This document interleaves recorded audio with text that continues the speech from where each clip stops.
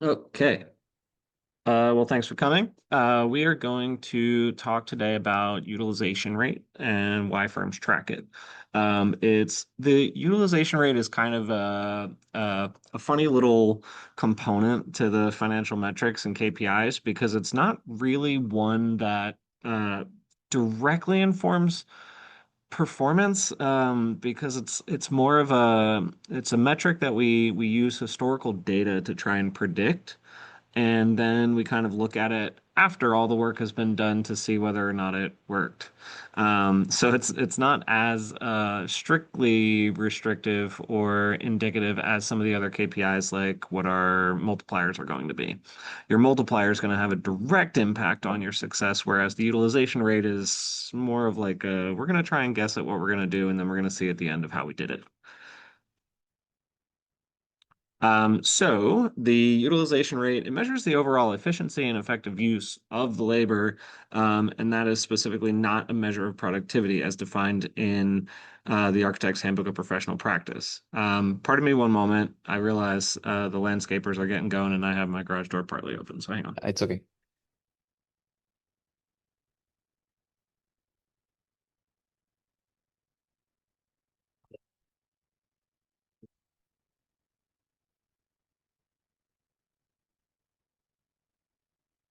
All right. So this is kind of what I'm talking about. It's efficient. It's an efficiency factor where we talk about, how much of our time is going to be utilized productively.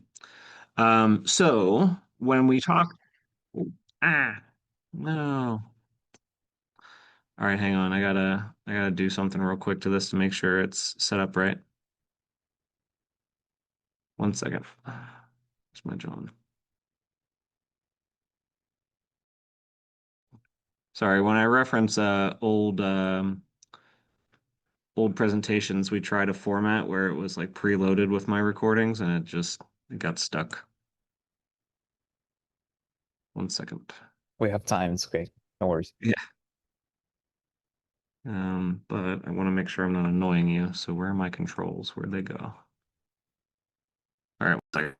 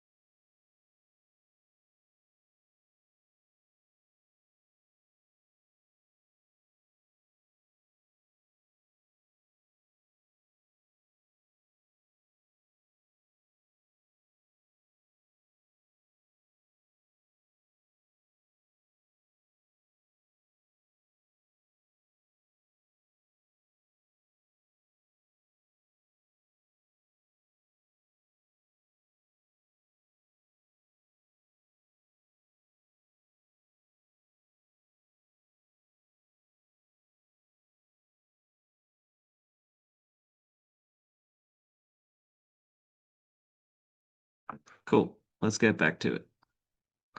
So introducing that, we talked about this. All right. Now, so the if you've don't tell me it's an animation thing too. Uh,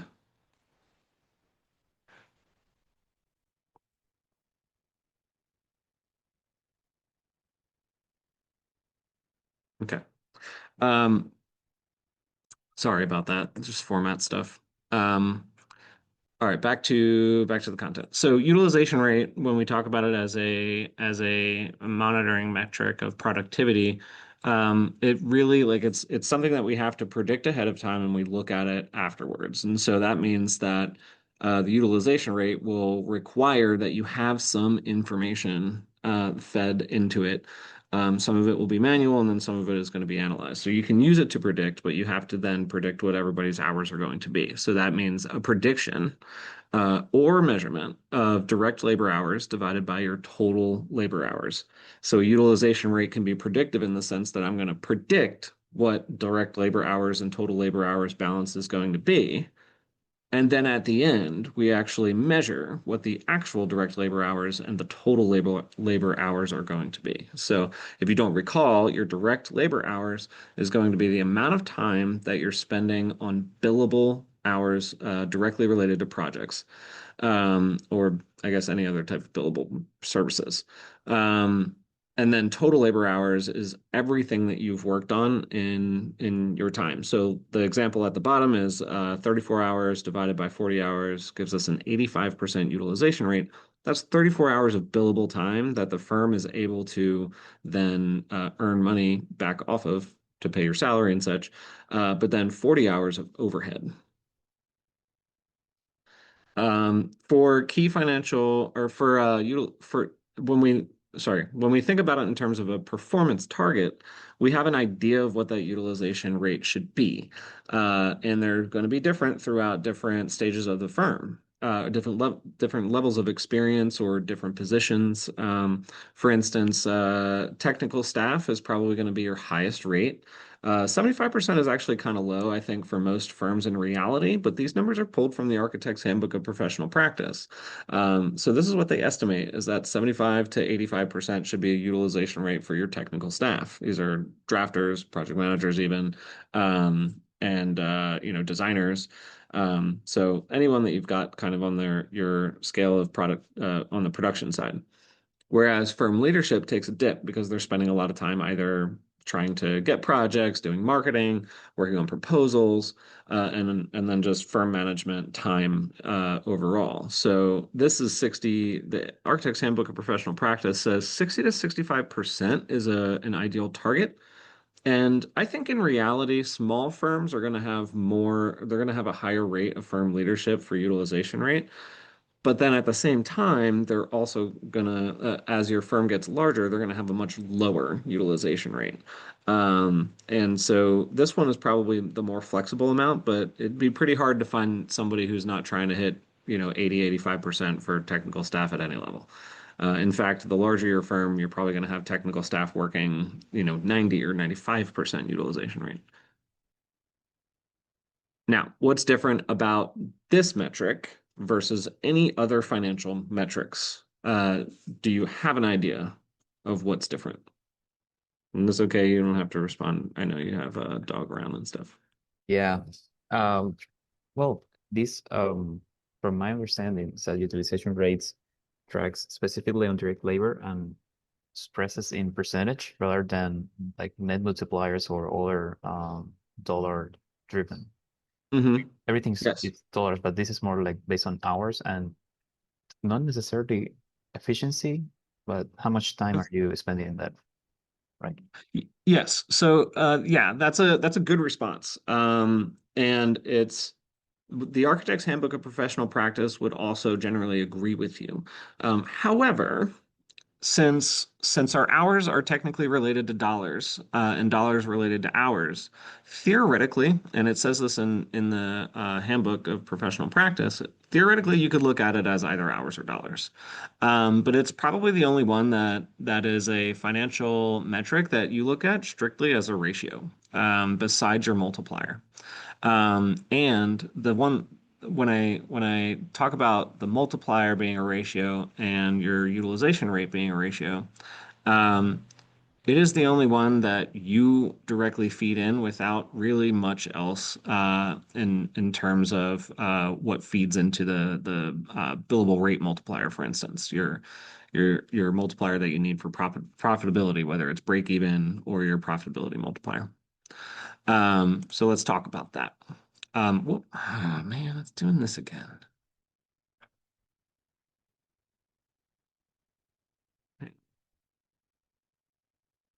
Stay. All right.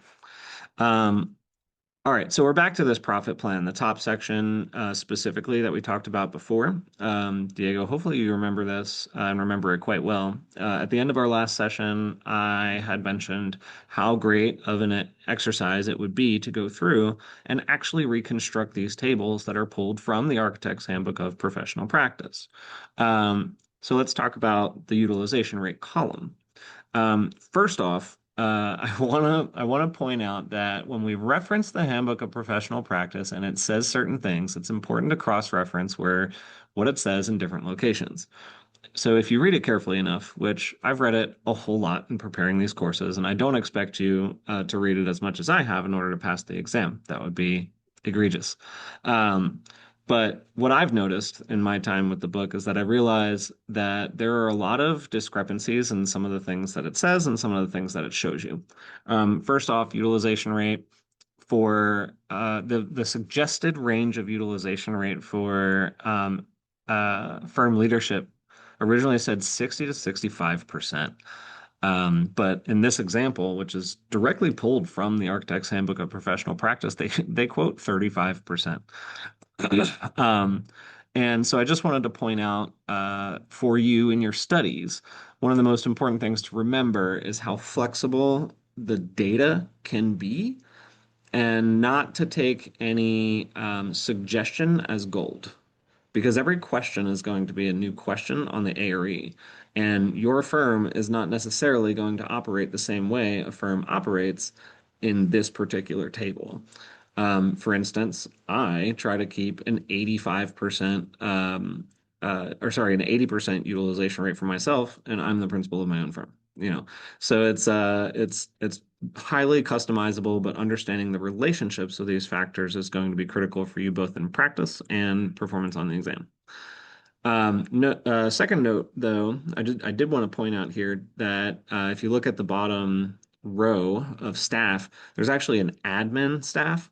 That's because sometimes admins do some work on projects. I think 30% is pretty high for a firm that has this profile, where you've got a few senior staff, a few mid staff, and a few junior staff, and then an admin staff.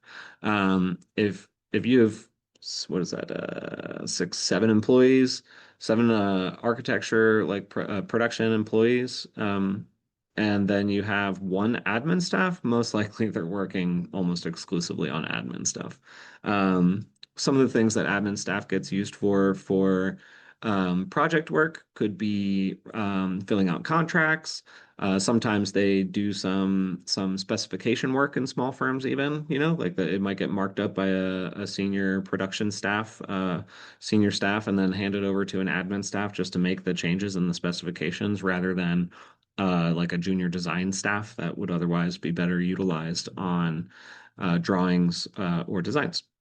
Um, so that's kind of like the two extremes that are probably less predictable and more volatile, both on the exam and in practice. Okay. Now, I do want to talk about just like management styles for a moment, and there's a note where it talks about management risks in practice. And it's kind of buried toward the end of all the references in the Handbook of Professional Practice. And it says that some firms will provide measurable expectations regarding utilization rate.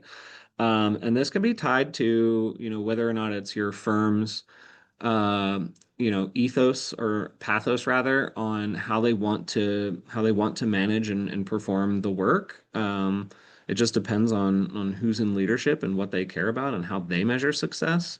But then sometimes, and I've actually experienced this in practice, it could be a client's requirement or satisfaction on a project that they need to see the reported hours, especially in like billable hour projects. But they sometimes, I think, I don't recall which practice area this was. Maybe it was healthcare. I think it was in healthcare. We had one client that asked us to submit our hours, even though it was a lump sum project. They just wanted to see that we're working efficiently and that they were actually getting like proposed and billed efficiently. So that was interesting. Yeah, And it's again, pretty Diego, funny. yeah, Yeah, yeah. I was going to say again, jump in anytime if you have comments or questions. Okay. Now I want to just kind of drop this in here as like this is really critically important, right? The difference between other financial metrics and utilization rate is that your other KPIs will guide your decision making. That's a critical component to this. Whereas utilization rate is only used to primarily audit how labor was used, right? Now that's I should put that with an asterisk and say yes, it actually is a part of our predictions and decision making, but we don't really, I mean, the only way that we use utilization rate is just by understanding how it how it worked in the past, and then we feed that forward into our future projections, right? So it's sort of cyclical in a way, and we're going to get into some of that here in a moment.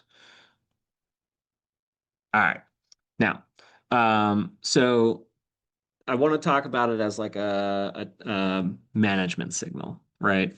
So this is the process, right? You're going to have time entries that come in. It's going to be your billable and non-billable hours.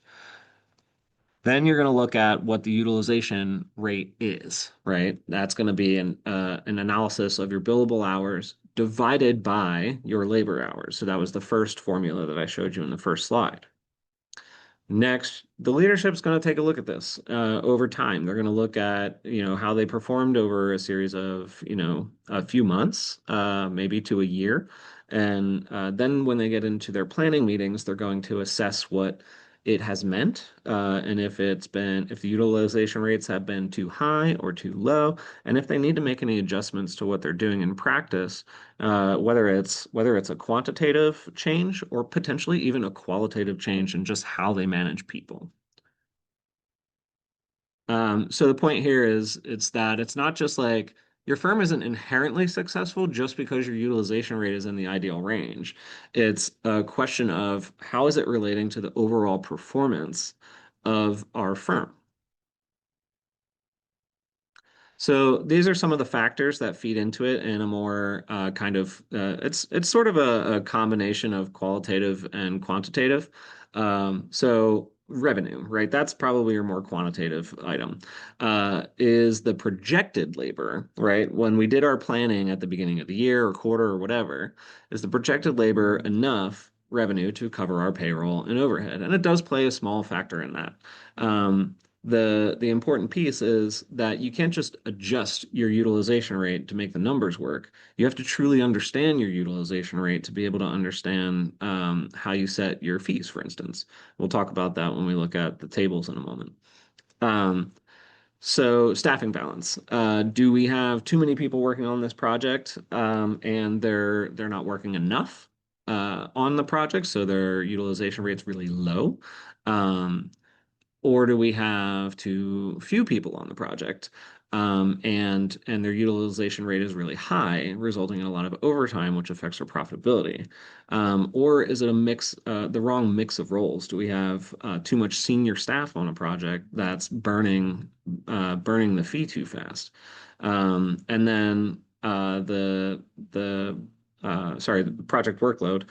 Are the projects going to be properly resourced? Do they have the right talent? Are they missing profitability and effectiveness, or sorry, efficiency in terms of project management methods? So is it being managed well in terms of the workload? Is the work going to the right people, for instance? Um, so ultimately, what this kind of all means is that utilization is essentially an early warning system. It's not making any decisions. It definitely will say it's an indicator that shows you, based off of what you've done, some minor things that you can change in the future. And it has a minor effect on things like your profitability target. And we'll get into that again in the table. So if your utilization rate for staff is coming out too low, it could mean that you just don't have enough work. There may be a backlog issue, like if you've overbilled projects and now it's not done, and you're just basically working for free. And this can have an effect on hiring because it looks like some of these instances can look like you have staff working a lot of hours, but you're not making enough money. So why? Well, do I hire somebody and bill them out? Well, I don't know if you can because you might not have enough work to go around. Um, and then on the too high side, your teams can be overloaded. They can be billing a lot of overtime. And when you think about it in terms of firm management, the ethics of this piece really matters, right? Because in practice, and I don't know what area you're in, or if you're in like a large or high-end hub of architecture, Not at but I went all. to school. No, You okay. don't. Yeah. All right. So I went to school in New York City, and the amount of firms that had you working 80-hour weeks at, almost, basically when it comes down to it, could be making less than minimum wage when it comes out to your hourly rate. Um, you may think like, oh, they're making profitability off of that. And in practice, if you wanted to be, um, I guess, chaotically evil, um, you could do that. But here on the ARE, it's really important to maintain ethics, and not overloading your team is important.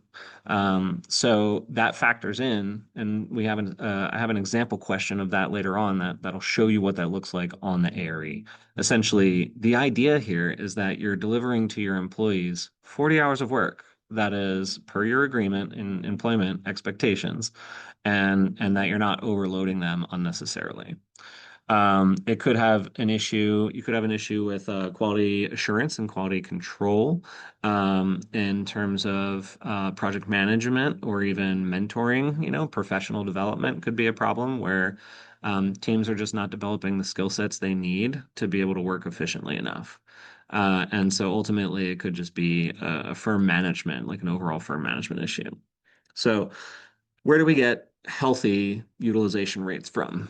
Well, first off, I think it starts more in the project management range than in the firm management range. It's a balance of labor and workload, and that happens when you do your staffing meetings. Your firm's objectives need to be reasonably aligned as well. So if you have a firm that comes out and says we want 50% profitability percentage, well, that's going to result in people overworking, and your utilization rate's going to have to be ridiculously high.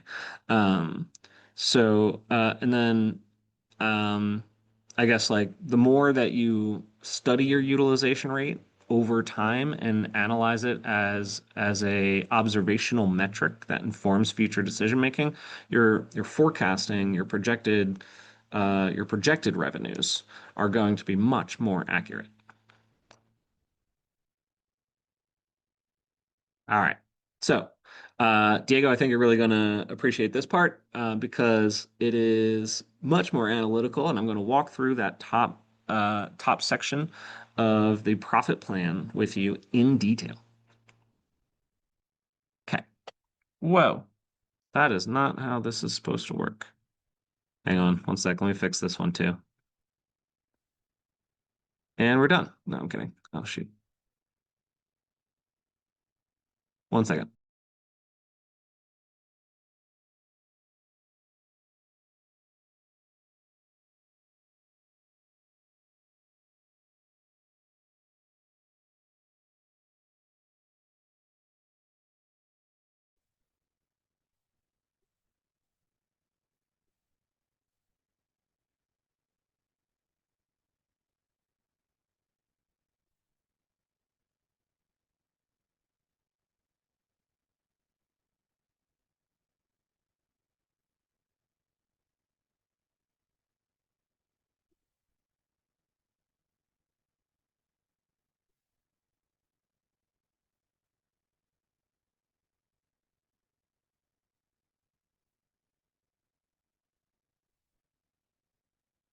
Okay, well, that's pretty weird because I went and checked my settings and they seem fine. So hopefully this will work.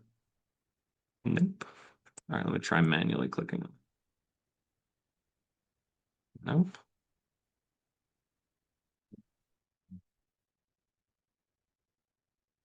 Stop. Come on.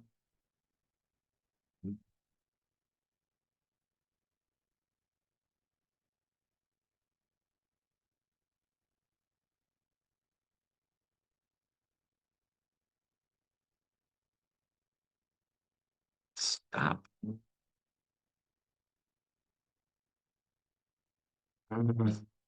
I'm sorry, man. This is not how this is supposed to be. Okay, I'll just play from here.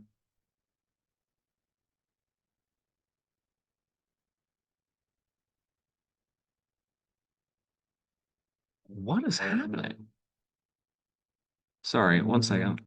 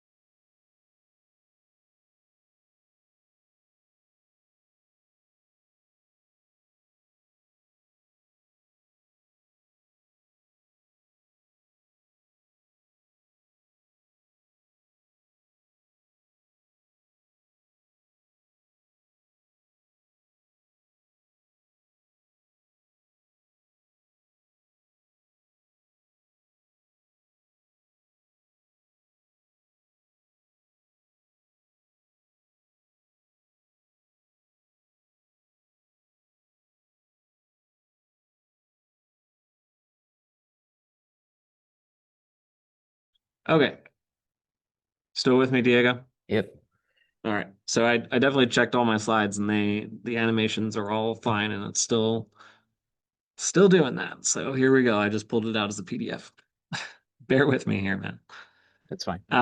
Okay, so this is the top section of the profit plan, and I do just want to ask real quick, after our last session, if that was on practice management a handful of weeks ago, did you actually go back and rebuild this table and go through that exercise?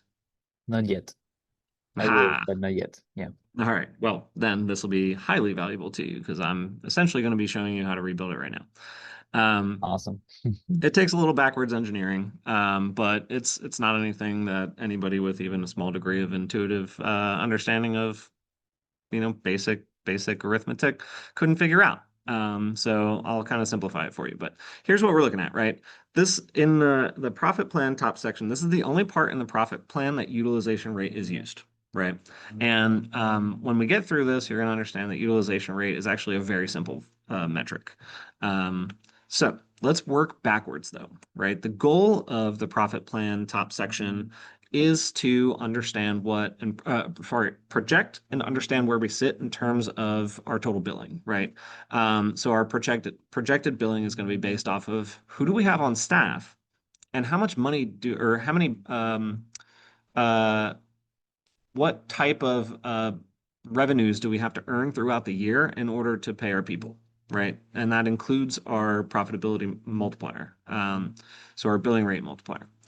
Um, so we're going to reverse engineer this by looking at how do we even get our projected billing, which is going to be based off of our billing rate times our hours, right? So this is how much we're going to bill out our staff as $210 for a principal, for instance, or our lowest junior staff at $92 an hour.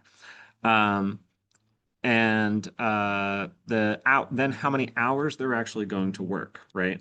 And I'm sure at this point you can understand very quickly what the relationship is of hours to our utilization rate, right?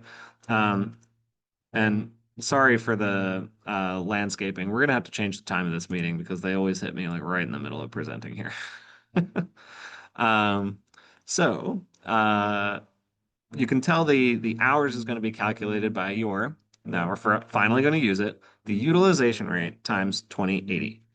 Um, so 2080 is the amount of total hours in a year um, if you're working 40 hours a week, right? Regardless of whether or not it's billable or not billable. 2080 is kind of the standard US labor year at 40 hours a week. Now, our numbers do not equal 2080. Why? It's because it's multiplied by the utilization rate. So um, you're going to have 728 hours is 35% of a 2080 year.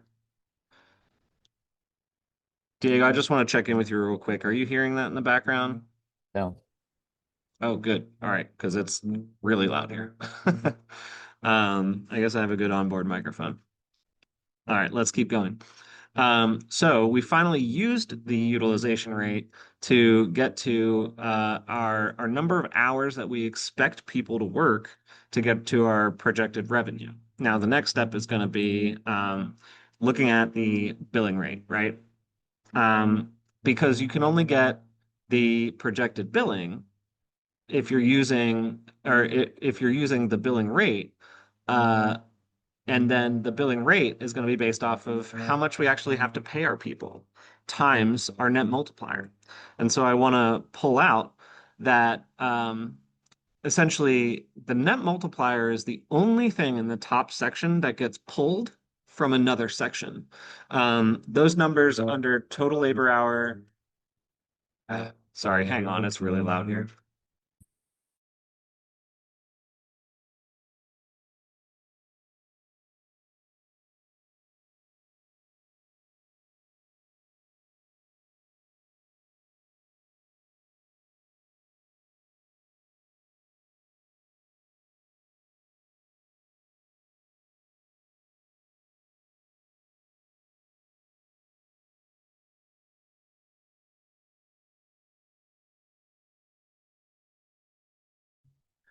All right. Hopefully they don't come back. That was extremely loud for me for a moment. Um, I'm just going to start this over actually, because that's disjointed for you, and I don't love that. So we're trying to get utilization rate. We're going to start from the back end. When we go down to the back end, we're looking at our projected billing rate, which is going to be the billing rate times our number of hours.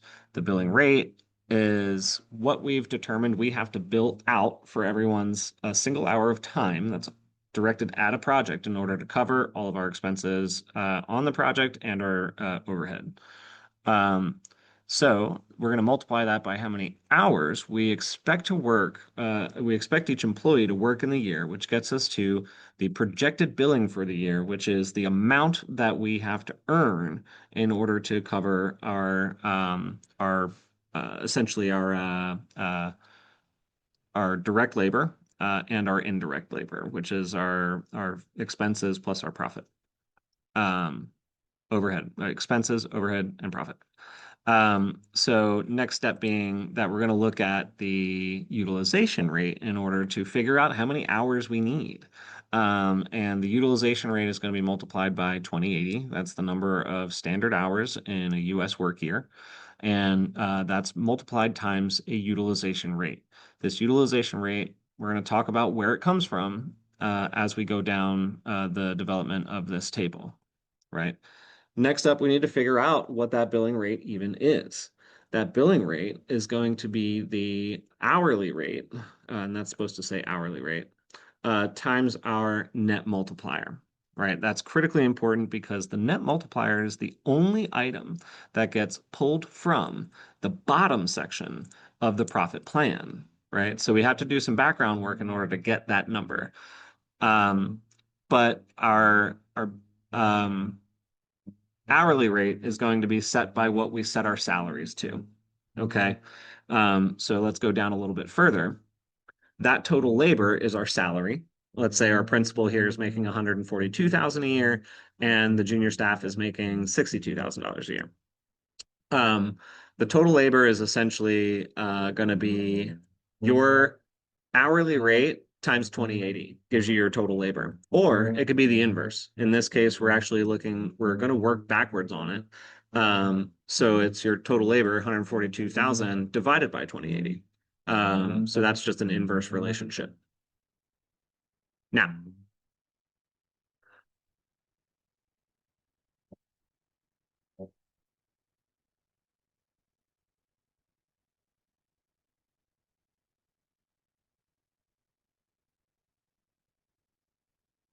come on, guy.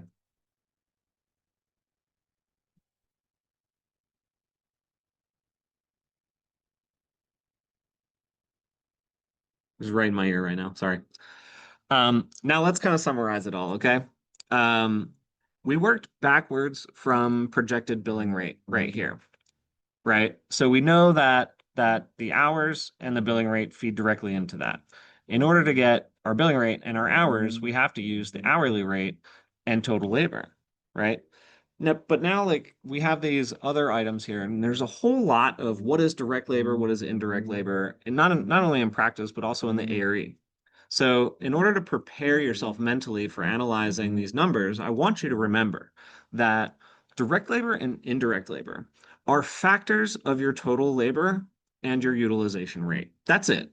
So we're either gonna like the things that we determine for ourselves in terms of management style are essentially only going to be total labor and utilization rate. So when you hire somebody, you go through the negotiation process of how much money do you need to work at my firm? Um, and or how much can I offer you and will you accept? That's the negotiation process. So total labor is absolutely unequivocally a manual input. It's just what do you pay that person? Likewise, the utilization rate differs from that because it's not part of the negotiation process to say if I'm going to hire you at $90,000, I need you to work 80% efficiency or 80% utilization. That's not how it works. That's just management. So the utilization rate is also a manual input. So that's really important to understand its role in all of this. Um, because essentially, once you input total labor and once you input utilization rate, the rest of everything populates. The only other thing you need is your net multiplier, which is taken from your bottom budget. So does that make a sense to you, Diego? Yes. All right, cool. Hey, as long as that's crystal clear, man, we're good. All right. So you missed this last week, but I thought of a really clever name that I really liked. It's called Examples. Lol. Uh, So basically, I'm sure at this point you're like saying, please get to how this relates to the ARE. And so these are my examples. And I thought that was super funny. Ari didn't laugh just like you didn't. Um, so let's look at this as this is where we're going to go through, and I'm going to give my disclaimer again, just in case like this gets posted and people see it. Thank you for laughing in the chat. Um, I'm going to give my little disclaimer about these questions, as I always do, in case we ever post the full recording of this. The questions I'm about to go over are very simplified examples. They do not accurately represent the complexity and intricacy of an ARE question. The purpose of what I'm doing with these examples is trying to give you an understanding of how this subject matter may be presented on the ARE from different angles so that it helps you contextualize your understanding of how the ARE not only tackles this topic, but you can use that to intuit other implications of other topics. So let's start with this one sample question being about calculation, right? Calculating utilization rate.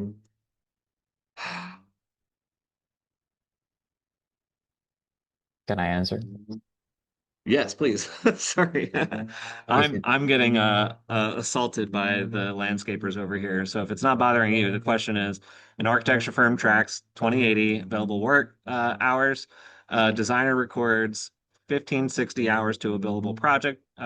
What is the designer's utilization rate? Yeah, so Diego, what do you got? As per my understanding, is C, 75%. That is correct. Yeah, 75%. And critically important for that because it's just essentially it's a simple arithmetic calculation. You're just going to take the 2080 divided by 1560. All right. Next one is about staffing decisions. So utilization rate does have an impact on staffing.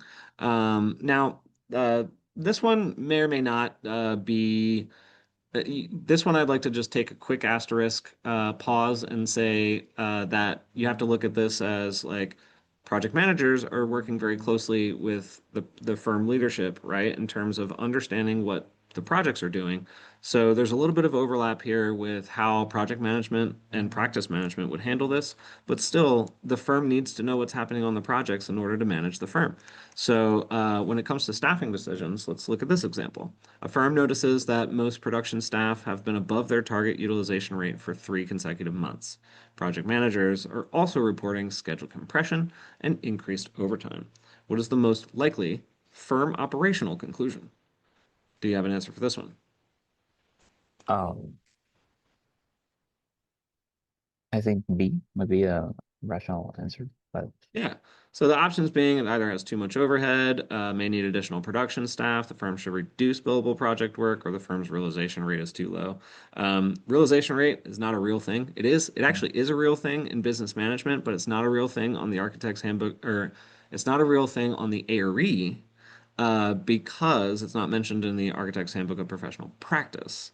Now, if you get a question that says something about realization rate, you should report it, in my opinion. mm, Um, so anyway, it is you are correct. It is B. The firm may need additional production staff, um, and that one can be a little confusing because you could look at it as, oh, they're working overtime and I'm earning more profit, right? But you're also kind of not. Like it mhm, depends if it's a lump sum project and you're not billing overtime, you're earning profit, but that's not ethical, and that's why correct. this is B. Mhm. Profitability. A firm's utilization rate drops significantly. Salaries, office expenses remain the same. The firm has not replaced lost billable work with new projects. What is the most likely financial impact? Options are profitability may decrease because fewer labor hours are generating revenue. Profitability will increase because staff have more time for internal work. Overhead expenses will automatically decrease, and the firm's direct labor costs will disappear. I will go with A. Yeah, it was A. Yeah, that one's a little bit easier than probably most ARE questions. So Mm, watch out for that. It's definitely A. But at least like you're understanding the logic of mm, where profitability is going to be questioned. no. And then role-based expectations. A principal spends significant time on business development, client relationships, proposals, recruiting, and firm management. Their utilization rate is lower than a project architect's utilization rate. What is the best interpretation of this information? Principal is underperforming. The project architect should also have a lower utilization rate. Utilization expectations vary by role, or the firm should stop tracking the principal's time. I will go with C. C is absolutely correct. Yeah, so I mean the realization or the interpretation here is to accept that that is an eventual reality in practice. Utilization rates definitely vary by role. Um, Mhm. so that's kind of like a pretty wide. Oh, there's no. Sorry, I had another one. Nice. Let's look at management risk. A firm evaluates staff performance almost entirely by utilization rate. Employees begin avoiding mentoring sessions, QA/QC processes, internal coordination, and training because those activities reduce their billable percentage. What is the biggest risk of this management approach? The firm may overvalue billable time and undervalue necessary non-billable work. The firm will automatically become more profitable. The firm will no longer need project management, or the firm's overhead will be eliminated. I believe it's A. It is A. Really important because, I mean, if you think about it, if you have 100% utilization, you could theoretically be profitable, but there's necessary billable work that you have to weigh, or sorry, necessary non-billable work that you do have to understand as a part of the process, and it can't be ignored because you may think it means profitability, but ultimately it doesn't if you're not taking care of all the things you need to do in business. So those are kind of like different examples of how the ARE might approach this information. Diego, I gotta tell you, man, you nailed every single one of those questions, and I know these are not as intricate or uh, uh, complex as they'll be on the ARE, but I'm telling you, man, you should really be ready to take the exam. Yeah, thank you. I'm studying and I will get the Excel spreadsheet on next week. That was a good one. Yeah. Yeah. So yeah, I mean, definitely do that process of rebuilding it. It'll help you with all of the financial metrics that you're going to need to ultimately be familiar with in a foundational level. Mhm. So we got a few minutes here, man. You want to talk? You have any questions about the presentation? You want to talk open forum? How you feeling? Yes. Good. Thank you. It was a good utilization rate lecture. I enjoyed it and learned, nailed a couple of concepts that I didn't have Mhm. quite understood. So that's good. Thank you. Cool. Um, I took some case studies exercises during the weekend, Yeah. and I was a bit overwhelmed. Um, Yeah. because of the formatting of the question, not because the content itself, but um, the constant back and forth. I said there must be a system to tackle these case studies in practice management. So advice, ideas, thoughts, what to read, because there's a lot to read, and it's you're against time in the exam, Yeah. so you should not spend like 30 minutes reading the whole thing. Plus, you have like four case studies. So when you understand one and complete one, then there's another one, Yeah. and you have to, manage your time wisely. hmm So I generally try not to get into at least in terms of like my course delivery. I don't really comment much on case studies because case studies are they're going to be a lot to do with like how you manage your own internal decision making and analysis. It's a different kind of science than my mix of trying to deliver information, so like memory, and then also like the beginnings of analysis. Mm. However, I can give you some sort of like unofficial advice that doesn't relate necessarily to just like PrepARE and how I would put it in the course. Mhm. Um, I think so for and you're speaking, have you remind me, have you taken any other exams yet? No, only the ones that NCAR provides. Okay. Um, I would say your most effective use of your time is going to be getting familiar with the terminology um, as second nature as you possibly can. Um, because if you're trying to read through and you don't fully understand what profit to earnings is, Hmm. then you're going to be like looking for information that might relate and questioning if it relates and like cross-analyzing it with other information. So like you're going to find the information fastest if you have the most functional second nature understanding of terminology for practice management. Um, and secondarily, I don't think there's much of a way for you to like practice finding the information, if I'm being honest, because every form looks different. Every graph could take a different format. And so um, it might behoove you to try to find some project managers in other firms and say, hey, can I look at whatever information you have to study, in terms of like firm performance, or if you know principals of other firms, you can ask them. But I don't think that that's necessarily the most fruitful use of your time. Hmm. Um, I'm trying to think of what other best advice to give you. And are you talking about like when you take those practice exams, what type of information are you having the hardest time finding? Um, Good question. Some Okay, the case study, as you know, they give you a couple of texts and scenarios, hmm and they ask you questions regarding to those texts, right? hmm Sometimes I get lost in the information because I don't know, I might just read the whole thing, and at the same time, I'm thinking that I'm losing a lot of time reading. So my strategy always is read the question first, and then identify what's the question about, and then seek that on the text. Okay.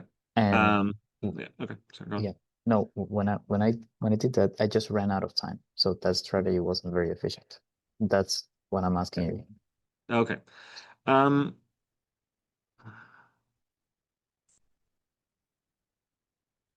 so case studies are a little different because you're when you're reading through the initial question, it's not like it's one question, or when you're reading through the initial information or the initial question, like it's not really just one question, right? Um, it's kind of the same in the sense that you can move a little faster if you're very skilled at identifying what is most important in a question really fast. Hmm. Because there may be some fluff in there. Um, I know I have a video I'm going to start preparing on this, which is like question analysis and extraction of relevant information.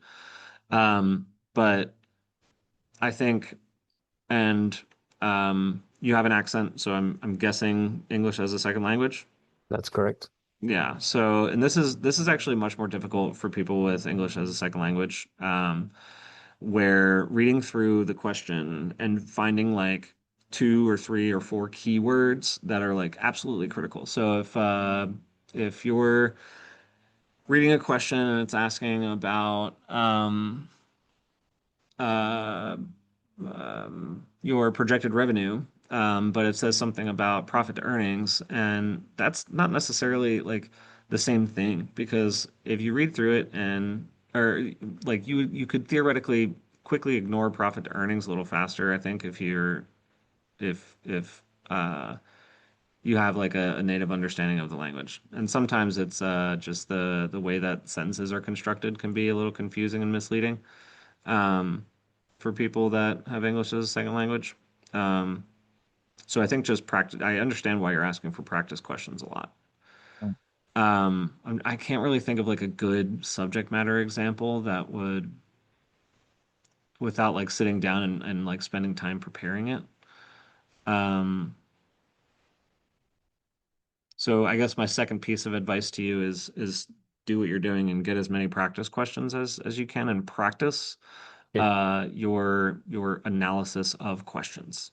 Like how quickly can you get to the two most important decision-making things in the question? There was an example here. Hang on.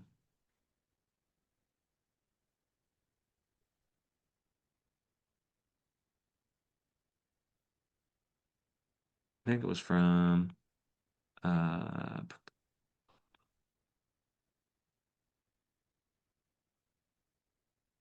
somebody I know wrote something really good about this.